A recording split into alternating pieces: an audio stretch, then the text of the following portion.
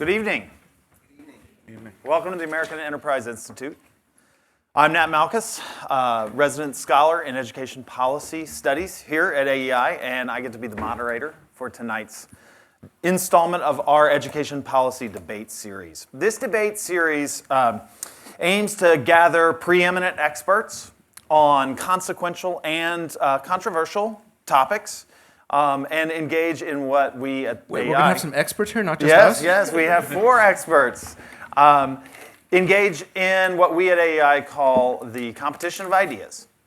And we often have events that have all 3 of those components. They have expertise, they have controversy, and the competition of ideas. But tonight, we want to take advantage of one more component, and that is the opinions of you, the audience. And we're going to do that by taking your temperature on the motion, who supports it, who is against it, and who is undecided going in. Then we're going to have our debate, and we're going to take your temperature again on those same questions. And whoever moves the most on our motion will be declared the winner of the debate. And of course, we will all win in this if we have civil discourse over engaging topics. So let me introduce tonight's topic. About 50 years ago, in 1968, Demetrio Rodriguez and a bunch of other parents in Edgewood School District joined together, and they sued in a lawsuit alleging that Texas's school finance policies were a violation of the Equal Protection Clause of the 14th Amendment to the United States Constitution. And they won in district court. The district court ruled that Texas's system of school finance was not constitutional. But that didn't hold up. In 1973, the U.S. Supreme Court voted by the narrowest margins, 5-4 decision, to overrule the Rodriguez case, to let the Texas school finance system stand. And there were 2 key parts of that ruling that reverberate through our education system to this day. One is that there is no federal right, explicit or implicit, to education in the U.S. Constitution.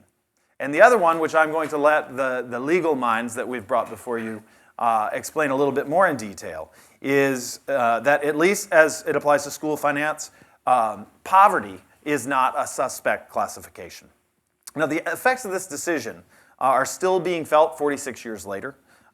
This issue is considered settled by some, but there are recent lawsuits in Connecticut, Michigan, Mississippi, and one that's gearing up right now in Rhode Island that is asking the courts to approach this question again, whether there should be a right to a federal education and whether it's necessary to fulfill the promise in Brown v. Board of Education that education must be made available to all on equal terms. Now, opponents have a different view. They say that actually constitutionally there is no federal right to education and no room for it. And besides, in 50 states, there is a constitutional right to education and therefore maybe not a need for a federal role.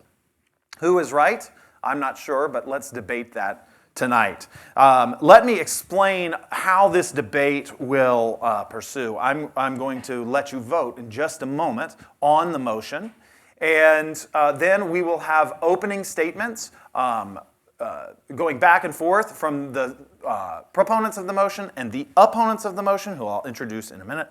We'll give them 3 minutes apiece to make their opening statements. Following that, I'll have a period of moderated Q&A where our debaters can answer me and talk to each other directly in crosstalk as we have a period of debate. And then I will open it up to you, the audience, both the audience here and the audience watching online, to ask questions. And again, we will allow our debaters to answer your questions and discuss them with each other. Following those 2 sections, we'll have each debater give a 2-minute closing argument. And finally, you'll get to vote to deliver our decision tonight. So we have a hashtag for anyone following on social media and anyone who would like to send me questions. That hashtag is, hashtag AEI debate. And you can tweet me at Nat Malkus. And if you give me those questions, I will try and filter through them while I'm moderating a debate and get them to our our guests. Now, usually now is the time in an event at AEI when I say, please silence your phones and put them away. But actually, I want you to silence your phones and get them out, because we are going to use them to vote on the motion. The Supreme Court was wrong on Rodriguez. There should be a federal right to education. So here's how we do this. On your screen or on your programs, you can see that the number to text your response to is 507-262-3220. And I simply want you to text 1 if you agree with the motion. Text a 2 to that number if you disagree with the motion, and do this right now. And if you are undecided, that is absolutely fine. We want you to be decided at the end, not necessarily at the beginning. If you're undecided on the motion, enter a 3. Those watching on live stream, you may vote as well. Again, do that right now. The number is 507-262-3220. You can only vote once. We have a system to filter out strategic voting. And at the end, when we see how far the audience has moved, only those who voted at the beginning and at the end will have their votes counted. So we really must change minds to win. At the end of the debate, we'll compare the pre- and post-debate votes to determine the winner. So vote now, because I'm going to give you about 10 seconds before I lock down the voting and introduce our debaters. All right, so introductions. First, I want to thank our panel. I'll let you applaud in a minute, but we really have some preeminent legal scholars here to debate this motion. First, in support of the motion, Kimberly Robinson is the Austin E. Owen Research Scholar and Law Professor at the University of Richmond School of Law and a visiting professor at the University of Virginia Law School. She's the author of the forthcoming volume, Thoughts on a Federal Right to Education. And she's also the co-editor of The Enduring Legacy of Rodriguez, Creating New Pathways to Equal Educational Opportunity. Those 2 books make her an excellent candidate for being here tonight. Kimberly, you speak a lot on these subjects. I wonder if you can tell us briefly, how receptive are folks here in D.C. to the idea of a federal right to education? So I think right now we're at a point where there's been a substantial retreat in the federal loan education, and that's evident in the Every Student Succeeds Act. But I do think as we continue to see disparities in equal educational opportunity, disparities that harm poor children, children of color, children in rural communities, I think we're going to see an appetite for some bold reforms that would address that issue, and a federal right is well positioned to be one of those. So I think as we look for solutions to our opportunity gaps and our achievement gaps, a federal right to education should be one of those things on the table. Well, we will see that tonight. Ilya Shapiro is going to kick off to argue against the motion. Ilya is the director of the Robert A. Levy Center on Constitutional Studies at the Cato Institute. He's also the author of Religious Liberties for Corporations, Hobby Lobby, the Affordable Care Act, and the Constitution.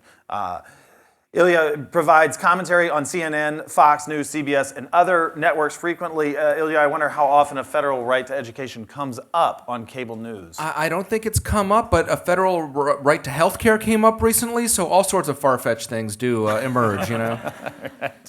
Derek Black joins Kimberly in support of the motion. Derek is a professor of law at the University of South Carolina School of Law, where he studies con law and public education, particularly in regard to educational inequality. And before teaching, he was a civil rights litigator. Derek, I wonder if you can briefly tell us, how far do you think we've come on educational equity since Rodriguez?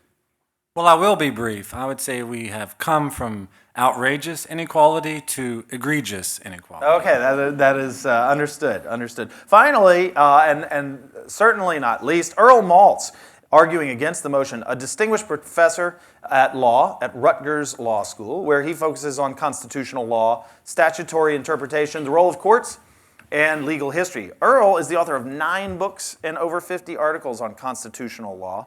Earl, you've watched the Supreme Court for some time. I wonder, what are the chances of this court turning over Rodriguez soon? Less than 0. Okay, less than 0. Audience, would you give our debaters a round of applause?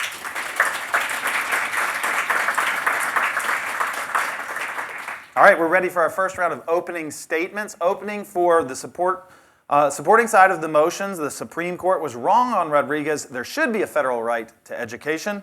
Kimberly Robinson. All right, well, thank you, Nat and to AEI for having me here today. I'm really excited about this topic. So I'm going to provide 3 reasons in my opening remarks for why we should have a federal right to education. I'm sure I'll provide others during our discussion. So first, the court in Rodriguez relied upon the laboratory of the states to address inequality in spending and education opportunity.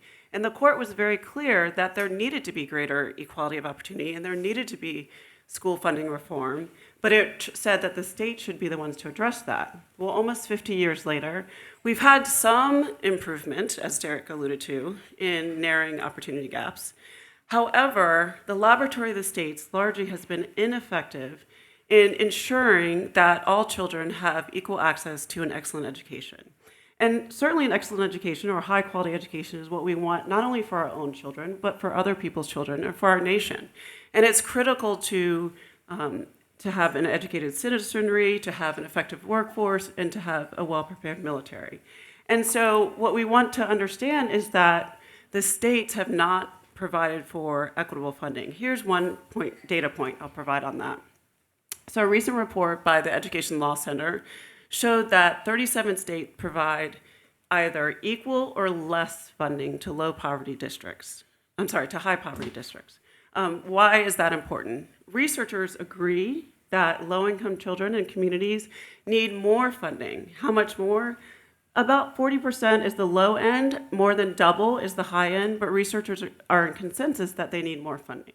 However, we have 37 states that don't provide additional funding, and even in those states that do provide additional funding, the funding is nowhere close to what researchers say is needed. And so we have a situation where the laboratory of the states has failed to address the needs of many communities, as well as our nation, and we need to have a federal remedy to address that. So that's my second point.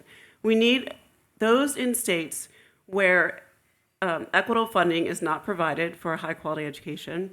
You need a federal remedy to address that. The state courts have not provided a sufficient remedy in many places, and in many places they've said, no, the state legislature has the sole control to do what they want. And so we need federal intervention to address that.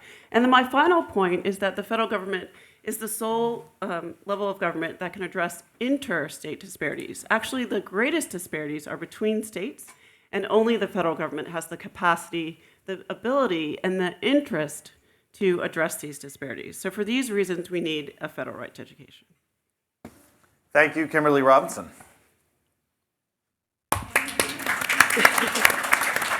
All right, starting off opening statements against the motion is Ilya Shapiro, and I'll hand him his 3 minutes now. You know, when I was first presented the invitation opportunity to talk about this issue, I kind of found myself scratching my head, because how can there be a federal right to education when the Constitution doesn't give the federal government any power to regulate or legislate in this area at all? When I'm asked a constitutional question, and Earl is going to be the focus in our opening statements on the constitutional dimension here for us, but when I'm asked a constitutional question, I have this quaint way of responding by first actually looking at the constitutional text. And in this, by the way, is the Cato Pocket Constitution. You'll be able to pick it up in the reception afterwards. You get the Declaration of Independence included there for free. This is the special Shapiro wedding edition that we gave to our guests with our names and the date there. My wife's a very tolerant lady. Anyway, Article 1, Section 8 enumerates all the 17 powers that Congress gets, plus the necessary and proper clause, whatever is necessary to enforce those powers. And education is simply not one of them. So this is kind of this utopian abstraction that we're talking about in the first place. Moreover, none of these, when we talk about constitutional rights, in no way do we generally or normally think about positive rights. That is, things that the government is supposed to give you rather than the liberty and rights that the government protects. If we establish, either constitutionally or statutorily, a federal right to education, well, then what about things that seem even more important than education? Food, healthcare, shelter, clothing. These, education is important, very important, but these things are probably even more important. So it really opens up a Pandora's box. Really, the best solutions are provided for by federalism, by the way that our government is normally supposed to operate.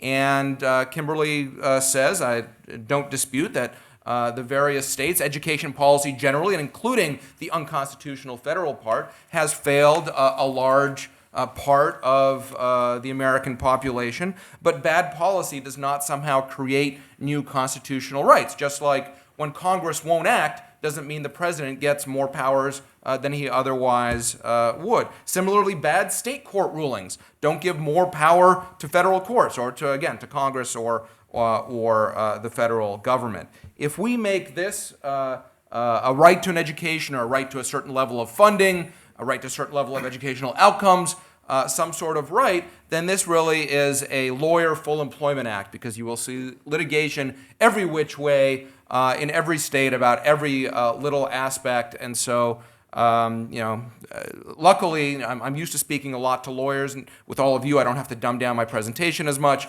But no offense to lawyers, I really don't think we should have a lawyer full employment act. Ladies and gentlemen, Ilya Shapiro. In an opening statement in support of the motion, we now have Derek Black. If a nation expects to be ignorant and free, it expects what never was and never will be. Thomas Jefferson, the drafter of the Declaration of Independence. From the beginning, public education has been bound up in the very idea of our democracy. What a Republican form of government looks like, what it means to be a nation where the humblest among us can reach to the highest ranks of the economy and government office, what it means to be a nation where we can set our own destiny, where those chances are not a product of one's lineage or heritage, but individual merit. And you can see this in our very earliest foundational ideas and when those ideas were put to paper. In the thinking and actions of our first presidents and in our failures across time, you can see our national commitment to public education. Our nation has failed to reach its goals in education far too many times, but we have also redoubled our efforts after those failures. It is not our failures, but our aspirations that define our commitment to public education. Although he was from a different generation, President Lincoln spoke these truths about the arc of our foundational ideas. Speaking of the Declaration of Independence and the fact that many people were still shackled and chained at the moment that it was drafted, he said that the founders were fully aware that it was not the case that all men were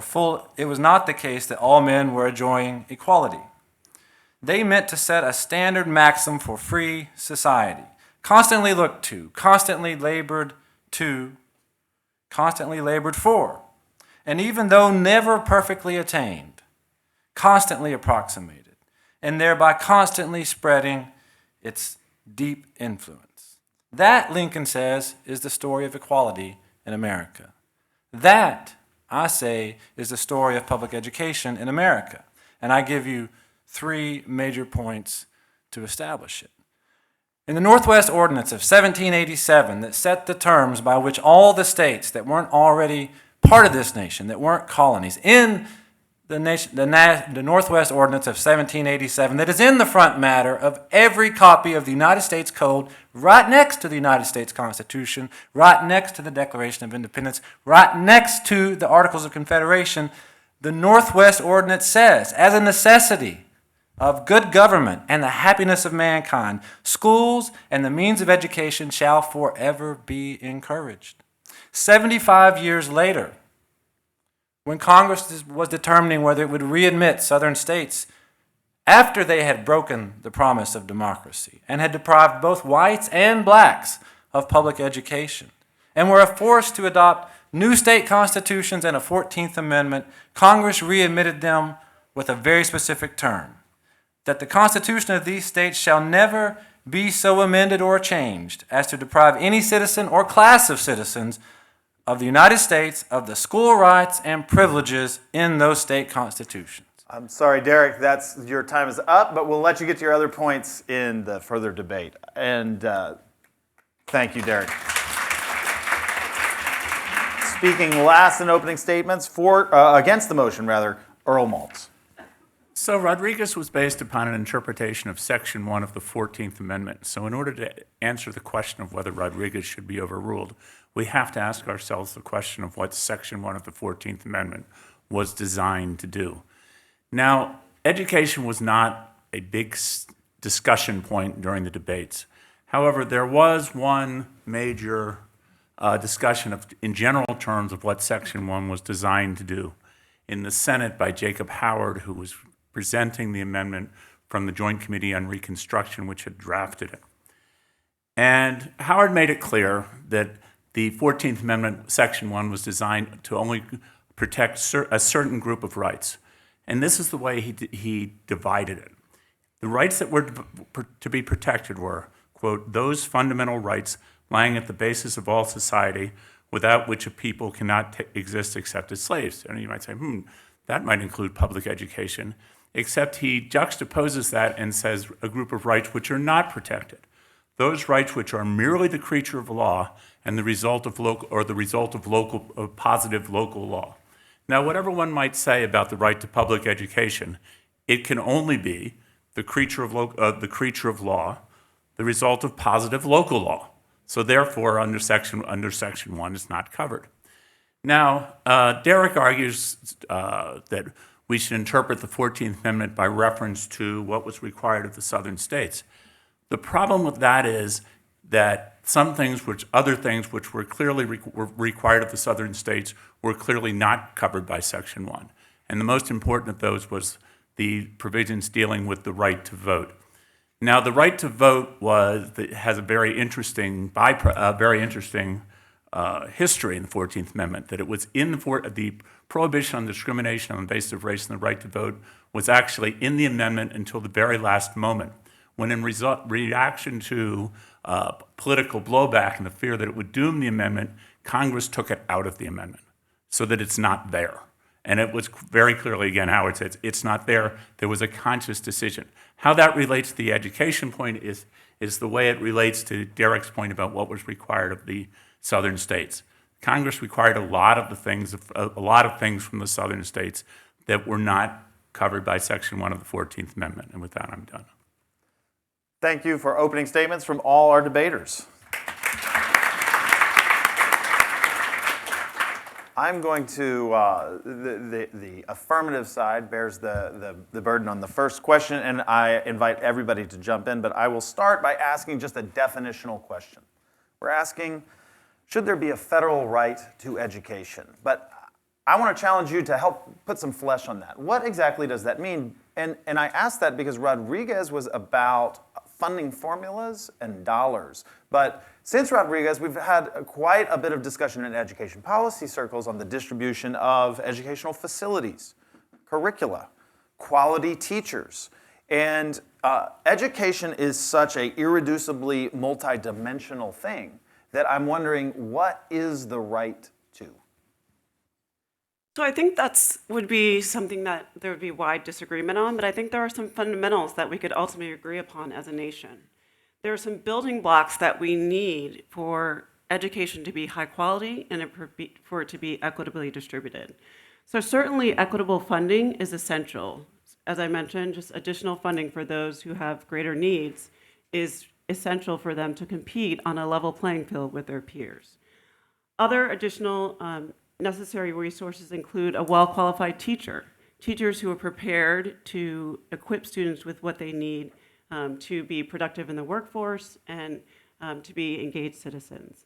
And so one of the goals, I think, of federal right to education would be to ensure that we have citizens who are prepared to engage in democracy. So that's not only voting in an informed fashion, but that's also serving on a jury in an intelligible manner, and engaging in the public discourse of debates. But I think part of what the nation needs is a discussion about what should each child be entitled to.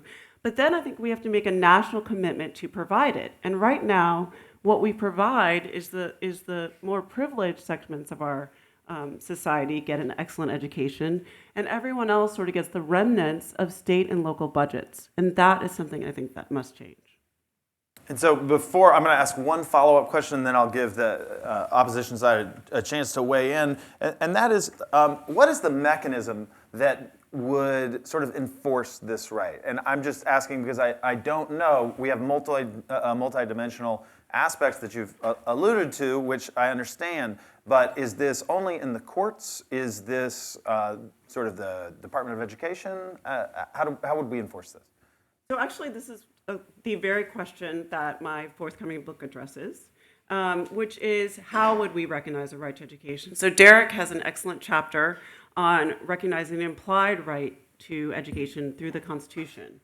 I include a chapter about Congress recognizing such a right under the spending clause, which Congress has the authority under the spending clause to act and enact legislation for the general welfare. In addition, I have a chapter in the book about a constitutional amendment. So there are several avenues through which you could recognize such a right. It could be enforced in the courts. It could be something that was enacted in statute and that you engage in a collaborative enforcement model, which is what I've written about in my work. But the point is that there are multiple ways to get there. It's just important to think about ultimately what the goals are and how the goals can most effectively be achieved. Response? Sure. First of all, again, I'm sorry I have this predilection to look at the Constitution when constitutional text is cited, but the General Welfare Clause is actually not a grant of powers to the government. It's a restriction of the powers that are then enumerated. What the General Welfare Clause is, this is Article 1, Section 8, for those of you following along. Congress shall have power to lay and collect taxes, duties, impost excises, to pay the debts, provide for the common defense and general welfare of the United States by doing the following things. General welfare means it cannot do these things for a regional or particular or parochial welfare. So it's not that whatever there's a majority in Congress for, which is a representation of general welfare, it gets the power to do. So it is not just an open-ended grant of majoritarianism in Congress. Now, everything that Kimberly says may or may not be solid policy arguments. It could be that states need to change radically, I would argue they should, how they maintain public education. I think a lot of educators are hamstrung by regulations, both from the state and especially from the unconstitutional federal Department of Education. You free them up, whether through charter schools, other innovations, and that's what's really going to release the better policy. So perhaps she's actually arguing for the constitutionalization of school choice. Is that a right that we have to have more educational freedom? That might be a subject for a different debate, but it's been raised in various contexts. Earl, Derek? I was just going to jump in on that sort of what I would call slightly cramped version of the general welfare. If we're going to suggest that Congress cannot spend in the general welfare and education, then I think we need to get another motion up here that redefines how the court has treated the general welfare clause for the past century. And we could do that as well, but that motion is clearly rejected by the Supreme Court for quite a long time. Can I ask a question about what seems to me a central part of the Rodriguez decision itself, which was that poverty should not be treated as a suspect class? Earl, could you explain just briefly to the audience what that means, and do you agree with that? Yeah, well, it's complicated with respect to Rodriguez, but the answer to that is that, so what the court said was that if you look at the history of the 14th Amendment, that there is race and a couple of other things that are entitled discrimination on the basis of race, and the problem that are entitled to what's called strict scrutiny. The problem with a generalized holding that poverty is a suspect classification is that it would challenge things, for example, like the use of fees for all sorts of things. And the court said, we just don't want to go there. We don't want to have that generalized thing. And certainly there is nothing in the text or history of Section 1 of the 14th Amendment that would suggest that such discrimination should be subjected to strict scrutiny. That was a complicated question, but that's as good as I can do for an answer. Indeed, and the opposition, I'm assuming both of you hold that certainly poverty should not be allowed as a suspect classification. And yeah, I don't disagree with what Earl said on that. I don't think there's much support for the idea that there's a generalized heightened scrutiny. But I would say if government targets poor children, or actually any group in society, just for sort of animus-related reasons, even under rational basis review, the court is going to take a very close look at that, and we've seen that with legislation against hippies during the 70s. We saw it in Romer versus Evans with LGBTQ in Colorado. That was rational basis. It's just suspiciousness of targeting someone to harm them. But yes, I would agree with what Right. Laura No, had to whether say. it's animus or targeting or arbitrary government action, effectively that fails this rational basis test. Hat wearers are not a protected class. But if the government, any government, state or federal, passes a law saying anyone wearing a hat will be shot on sight, even that not being a protected class, I think there are some constitutional issues. Well, let me ask about this in practical terms then. So just to give a very brief background, Edgewood School District could tax themselves at a much higher rate than other districts in Texas, but because they had such little property wealth, they couldn't raise as much as richer school districts could, taxing themselves at a lower rate. This was what caused the rub in the Rodriguez case. And we still have that today. Property tax still fuels our education system. My question to the opponents of the motion is the combination of the Rodriguez decision and the ubiquity of property tax, does that just mean that our system of funding schools is inherently inequitable? Yeah. Well, there are two separate questions. There's a separate question about inherently inequitable and a separate question of unconstitutional. Actually, there are three, and a separate question of what are we going to do about those things. So you could look at the world and say that it's inequitable compared to what they spend in Mississippi to what they spend in where I live in, where I grew up in Montgomery County, Maryland, for example. And one could imagine, even under, maybe not, I don't want to speak for Ilya, even under Ilya's view of this taxing and spending clause, that maybe the federal government could give block grants to school districts which are underfunded. I don't know if you'd agree with that or not, but as taxing or spending for the general welfare. But then the devil is in the details. And the problem is that once the federal government starts to have detailed rules about how the money is going to be spent, where the money is going to be spent, the conditions under which it's going to be spent, then we create problems because schools are not able to adapt to local conditions. And let me give you 30 seconds as an example. I forgot what used to be called the Education, I guess it's called the Education for Children with Disabilities Act. That one particular group of people captured the education, and that is the pro-mainstreaming people, right? That you're supposed to mainstream people all the time, if you can. Well, it just so happens that one of my sons works at a facility for developmentally disabled children, and that just doesn't work the mainstreaming just doesn't work for all developmentally disabled children. The point being that even if you gave block grants, you would want to give the states some leeway to try and decide what works best for them. I think it's a mischaracterization to say that if we had a federal right to education, there's going to be minute micromanagement of education by the federal government. What a federal right to education could do is set a floor of educational opportunity below which states cannot go. And unfortunately, right now, we are stepping on the heads of many children and communities by providing them inadequate and inferior educational opportunities. And so the challenge is, what do we do about that? And so what the answer has been so far in our country is leave it to the states. Leave it to the states to figure it out, because under federalism, we rely upon the laboratory of the states to fix these things. However, there must come a day in which we recognize that the laboratory of the states is failing our nation and our children and future generations, and then what will we do about it? And so my work seeks to present not just a federal right to education, but just a reimagining of federal support for high quality education for all children, in which there's a partnership between the federal and state government. It's not that it's a federal takeover. It's not that the federal government gets to tell you what time the school day starts and what time it ends and what school holidays you can recognize.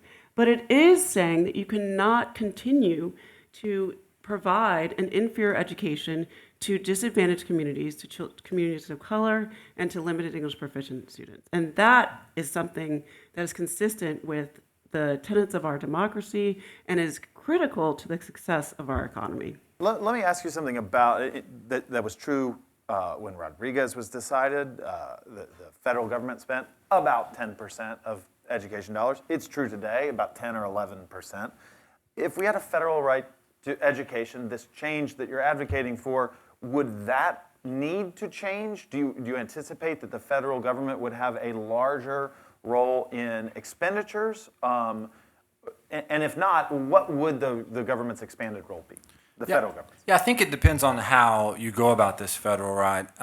So the answer is, if what we're going to do is spend through the general welfare, which isn't really a federal right, that's just the federal government sort of playing a larger role, although it may be thinking that it's doing something based upon a federal right. But it can do that without the recognition of a federal right. So if it's doing it through the general welfare, then I believe, yeah, they're going to have to spend probably 2 to 3 times as much because, if I'm I don't know, I'm not going to pick it. If I'm whatever state, I'm not changing my practices for 10%. I mean, even Utah thought about turning down No Child Left Behind, and they were getting more money out of it. So I think there would have to be more investment. If what Congress was doing was acting pursuant to an implied or explicit, with a constitutional amendment in education, then it would have Section 5 powers, and it could demand whatever it wanted as long as it could get, a majority in the House and the Senate and the President to agree on it. But at this moment in time, we don't have a recognized right. So right now, the only basis would be to go under the general welfare spending clause, and that's going to cost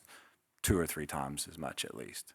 But I will say what you referenced when you opened this is numerous litigators have returned to federal court because of the failure of the states to address these issues, and state courts have not provided adequate remedies. So I think we're going to continue to see this increase in federal court litigation. I agree that the current court is not going to recognize a right to education, but I think there may be future courts that could do so. And so the return to federal court is an indication that state courts are not providing the remedies that communities need. Well, state courts are better situated to interpret state constitutions, which is where most of the rights are currently situated before we have a federal right. But regardless, as the newly named chairman of the advisory board of the Mississippi Justice Institute, I have to say that I resent some of the implications here. I think Mississippi is up to 48 or 47 on most of these measures. But it's not a matter of funding, though, is the serious point. The best funded public school district in the country, I think, is right here in Washington, D.C. in terms of spending per pupil.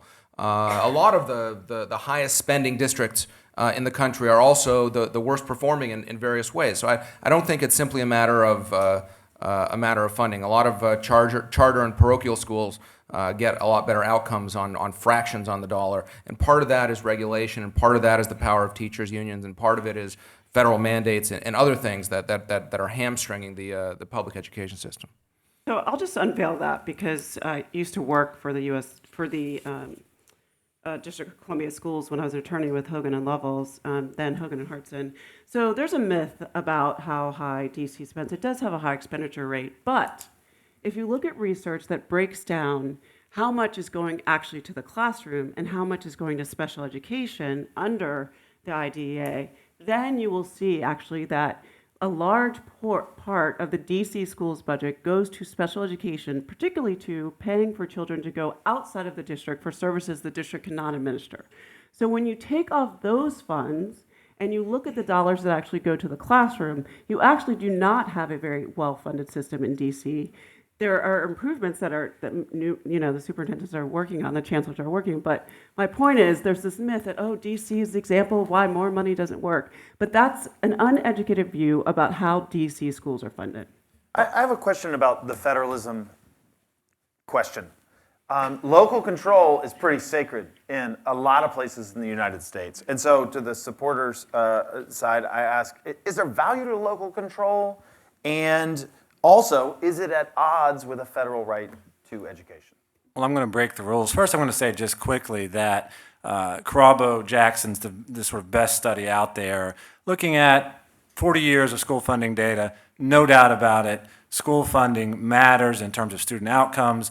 The Lawyers Committee for Civil Rights, Washington Lawyers Committee for Civil Rights did a study of the metro area here and showed actually DC was underfunded in comparison to all the surrounding ones. To your question, yes, there is value in local control, and I have always been careful to acknowledge it. I think that eliminating local control would be a bad thing. I would say at this point in time, though, that local control has been shrinking because state power has been growing. So we see local control shrinking regardless of the federal role at this point. And I think we do need parental involvement. We do need local involvement, and that's a key factor in student success as well. I think the other thing to keep in mind is that so often we argue for local control. We can't have a federal this because of local control. We can't have a federal that because of local control. However, we have to understand that local control is not an end of itself. It is a means to achieve excellence. And if local control is not achieving excellence, then we need to modify that system and engage in a greater partnership and support from other levels of government that can help the locality to achieve its goals more effectively. So let me ask the opposition to come in. Is local control a good thing? I'm not sure what you're going to weigh in on that. And is it in tension with a federal right to education? It would be in tension with a federal right to education, but I think another thing that discussions of local control that's sometimes missing is that sometimes different areas simply have different values. And when you can talk in general terms about excellence, but there's also a variety of different values in addition to this concept of the laboratories of democracy. And I go back to the IDEA about how it sort of cramped that laboratory of democracy idea. But there's also the idea of different places have different values, and they should have some say in how their education reflects those values. This ultimately is the most important point. The reason why we have so much gridlock and toxicity in our current politics is because all major decisions and all major areas of policy are pushed up to Washington, whether the Supreme Court, whether Congress, whether the executive agencies. And for a large pluralistic society with different values and priorities and what have you, that's the exact wrong way to do it. Subsidiarity, even more than federalism. I mean, if you're Catholic or European, subsidiarity might ring in your ears. It means pushing down decision-making to the lowest possible level, because that's the way you get the flexibility, and that's the way you turn down tension. So it's not Washington making the same decisions for, there's no reason the healthcare, education, whatever system has to be the same in California and Ohio and Florida and Virginia. So, quick question to the supporters before we move to audience questions. And if you have a question, I'd encourage you to come up to one of the microphones on the side and offer that up in just a couple of minutes here. But one of the questions that has come up briefly is that an excellent education system is a prerequisite for participating in our democracy and so forth. And I want to ask to develop that line of thinking, and if that is enough to establish a right to education or a theory there, and just how you construct that argument. Yeah, I mean, I think some of my friends get upset with me because I really do limit it to citizenship, and that doesn't necessarily include STEM. And they're like, how could you talk about a right to education that doesn't include STEM? And my answer is, because my understanding of the education that our democracy demands is one that prepares for citizenship, not for computers. With that said, I don't have any fear that somehow or another we would have a bunch of schools that were excellent at preparing citizenship and didn't care whether they learned math or not. So, I mean, yes, I don't include it in my core concept, but that doesn't bother me as a practical matter. I'll ask one other question because I'm allowed to. I'm the moderator. There's a question even in our motion that the Supreme Court was wrong on Rodriguez, that there must be something in the Constitution to have a federal right for education. Is there another viable route to establish a federal right to education, and what would that look like? Either side can take that. So I definitely think that Congress could recognize a right to education under the 14th Amendment through Section 5. I think that's also possible. I think that it could approximate something similar to a right through the spending clause as well. So I think Congress definitely has the authority. In fact, there have been numerous pieces of legislation that have been proposed in Congress but have not been successful that have tried to establish such a right. But I do think there's a full body of scholarship as well, not just on Congress recognizing such a right, but also implying such a right in the Constitution. So I think there's multiple avenues how it could be recognized. Response from the opponents? Congress can pass a law of all sorts of things, and that creates a right of some sort. It's a statutory right. Courts have to evaluate that against the Constitution, of course, but it depends on whether your right is worth the paper it's written on. So I don't know exactly how that would look, but sure, Congress can pass a law saying you have a right to X, Y, Z.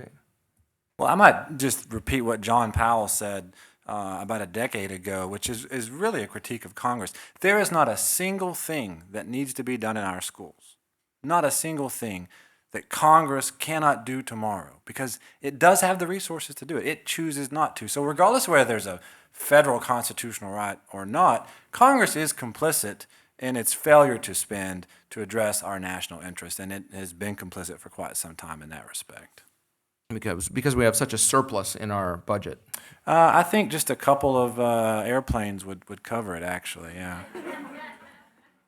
So let's talk about that spending, and I'm going to wait for folks to line up at the microphones before I turn it over to you for questions. So please come up on either side.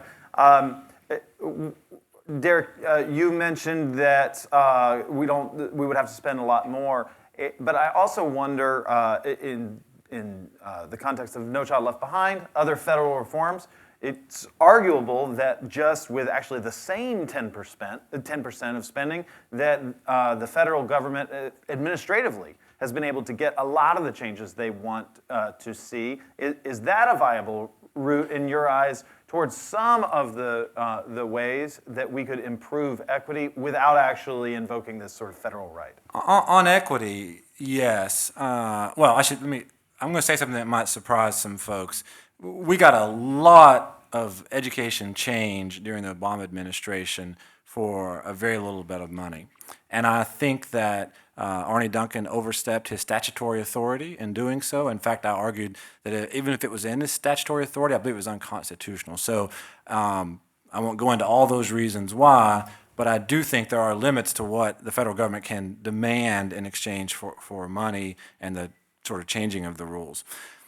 I think school funding is actually simpler in terms of what we're actually asking you to do, but it's a much bigger lift for the states, and 10% will not buy that from the states. If I was a state governor, I would say no. For 10%, no, I'm not going to do that. Yeah, and part of the concern actually is that what we have right now is we have this very limited 10% investment in education by the federal government, but the federal government still asked for quite a bit, at least under No Child Left Behind it. It rolled that back quite a bit in the Every Student Succeeds Act. But this is a very flawed model of federalism. If you were going to ask for much, the federal government needs to be investing much. And that would be a much more effective model for federalism if you're going to be demanding a lot from the states, particularly more equitable funding, then the federal government's got to be willing to help do the heavy lifting for making that happen. Earl, Ilya, response before we go to audience questions? All right, so I'll take audience questions. Just line up at either side. There is a small thing I'd like to remind you that there's a difference between a statement and a question. A question at AEI is a sentence, a single sentence, and it ends in a question mark. So if you could give a question to our panelists, just give us your name and your question. Yeah, my name is Colin Slowey, and I was kind of speaking to, or asking a question based on what the opposition said about different areas having different values and different concepts of excellence. I was wondering, could you guys speak to what impact intellectual diversity, so like diversity of viewpoints and educational backgrounds, whether that's a good or bad thing for American society, and how that might impact what we mean when we say equal education? Intellectual diversity is a good idea. Yeah, absolutely, it is, and this is part of the problem with having one-size-fits-all state schools. It's that you're gonna be getting kind of one perspective on things. But yeah, intellectual diversity is really important. Can I answer that question Yeah, as well? Yeah, just absolutely. We also agree. Yeah, well, I was gonna, yeah, diversity is a good thing, but I was going to say this sort of idea of different values. I guess we could define what that means. I don't think that communities do have different values when it comes to a quality education. I think the fact that we see so many children running from public schools, to be quite honest, in places like Detroit and New Orleans, is not because they have different values than some suburbs. It's because their local district lacks the capacity to serve them. They're willing to go anywhere they can get a better deal. They think they can, but then ironically they get there and they switch through 3 or 4 more charter schools. Their desire at enormous numbers is the same desire that other communities have. They just lack the capacity to access the resources that they need. Question from the left side. Hi, I'm William Turner, and this question's primarily directed towards Professors Black and Robinson. A lot of the time when we are having these discussions, we think about outcomes in education, and I wonder how much of that we should attribute to classroom funding and quality of teachers versus some things that have nothing to do with government, like parent and student apathy, language barriers, gang violence in the communities. To what extent should we think of that in terms of how students succeed? So that's a great question. There are certainly some things that a federal right to education could help address. Foundational building blocks for next education, of which I've mentioned some: funding, high quality teachers, access to a wide ranging curriculum.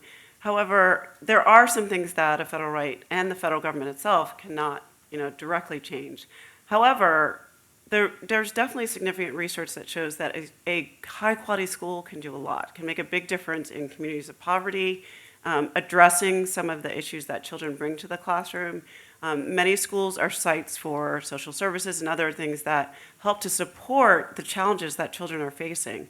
And so while certainly a federal right to education would not be a panacea for the ills of the nation, unfortunately in the United States we don't have an adequate social safety net to address many of the ills of our society. And so one of the challenges has been that our schools are forced to be the locus for trying to address those issues. So a federal right would not be a panacea for those things, but could certainly help to lift the floor that right now is very low in some communities. Opportunity to respond?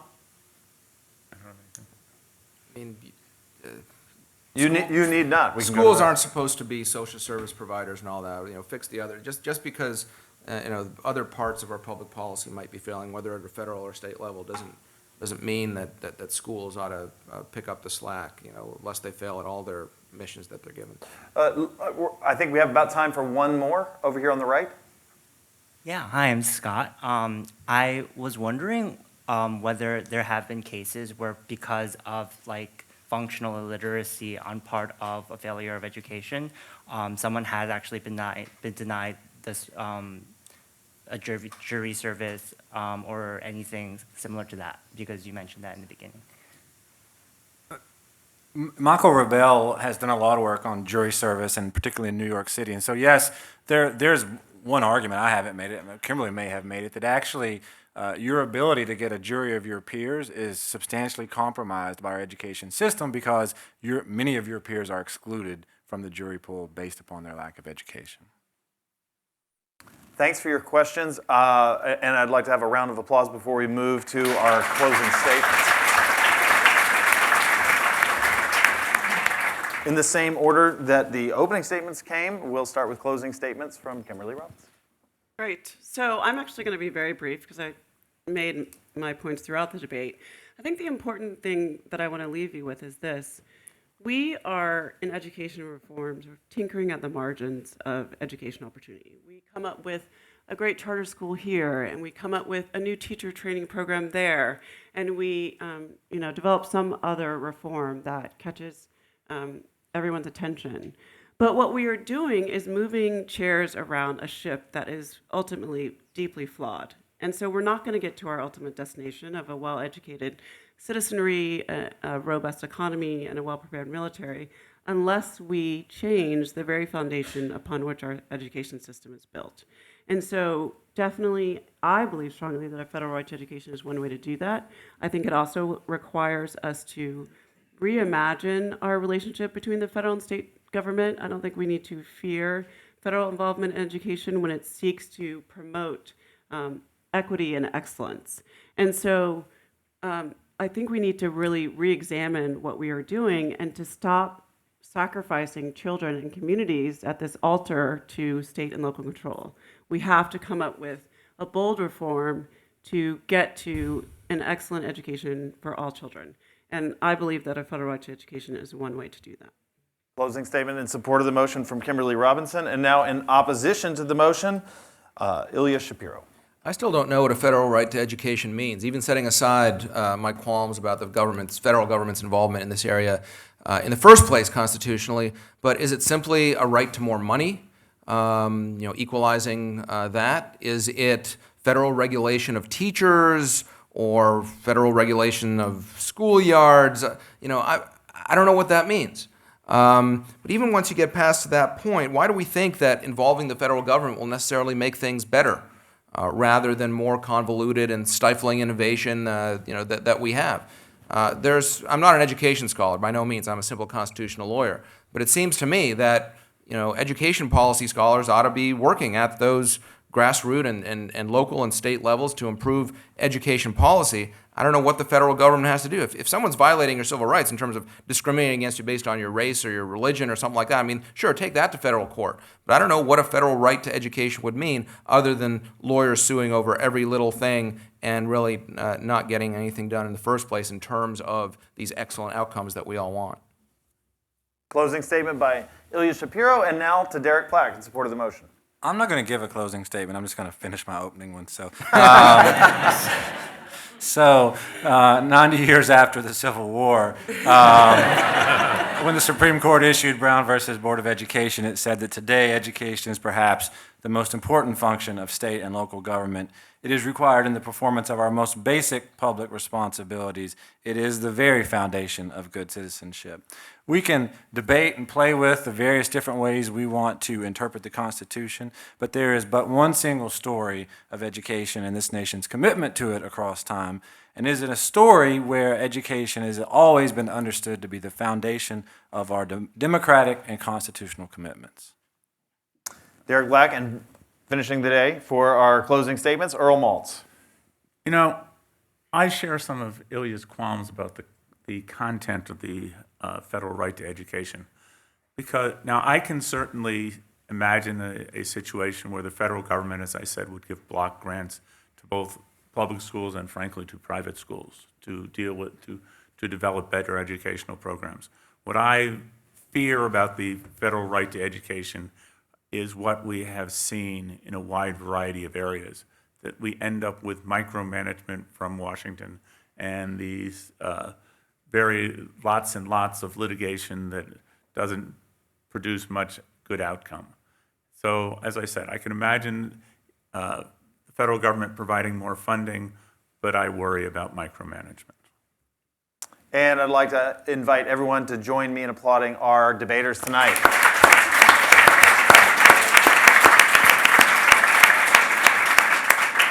Now is the time for a decision. I'd like you to follow the exact same process as earlier. The phone number to text to make your final decision on whether you agree, disagree, or still undecided with the motion, or now undecided, could be. The Supreme Court was wrong on Rodriguez. There should be a federal right to education. The number is 507-262-3220. Please vote now, both online and present. I'll give you about 30 more seconds. And you're going to text a 1 if you support the motion, a 2 if you disagree with it, and a 3 if you're undecided. Wait, we're on hold. Yes, that's what it is. It is. Give you just a few more seconds. Again, the number is 507-262-3220. And I'll give you about 10 more seconds, and then we will tally our votes.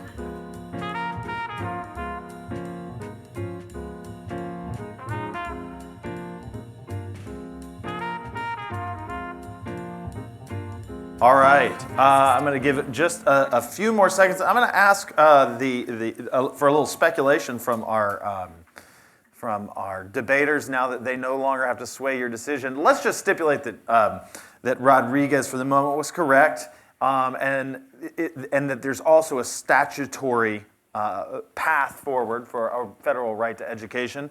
Which do you think is the most likely of these two paths? That the Supreme Court would overturn Rodriguez, or that a statutory right to a fulsome right to a fundamental right to education would be passed? Anyone want to take a? The statutory right is much more likely. Always bet on Congress trying to aggrandize its own power. Yes, I don't. I think that interestingly, even these sort of culture of constitutional law has moved. And I think it would be, even if there got it to be a progressive majority on the court, I suspect that they would be unlikely to overrule Rodriguez because it's become so deeply embedded in our constitutional scheme. And it would open a Pandora's box, I think, that they would be hesitant to pursue. But a statutory thing is possible. Supporting side? I think a statutory right is much more likely than I think, regardless of which branch does it. Yeah, I would just say it's quite remarkable how comfortable states have gotten with the federal role in education, notwithstanding the fact that I wrote abandoning the federal role in education recently. But generally speaking, they've gotten used to that federal role, and so I think it would be far more politically palatable. Okay, so we can end the debate on something we can all agree. All right, I think we have a decision here, and while Connor Kurtz here is delivering it, I'd like to thank him because he did all the yeoman's work of putting together this debate. So if we can have a hand for Connor and the other supporters. Okay, so Is the winner La La Land? It is not. It is not. Here we go. Round one, the initial vote, 57% of the audience agreed with the motion, supported the motion. 17% were against the motion, and undecided was 26%. In the final vote, 64% of the audience agreed with the motion. That's a gain of 7 points, 7 percentage points, and that's the number to beat. For in the second round of voting against the motion, 30% of the audience gaining 13 points, and the winner is the opposing side tonight in our debate. Thank you very much for coming. Please stay to talk to the panelists and our other guests and have another drink outside. Thank you again.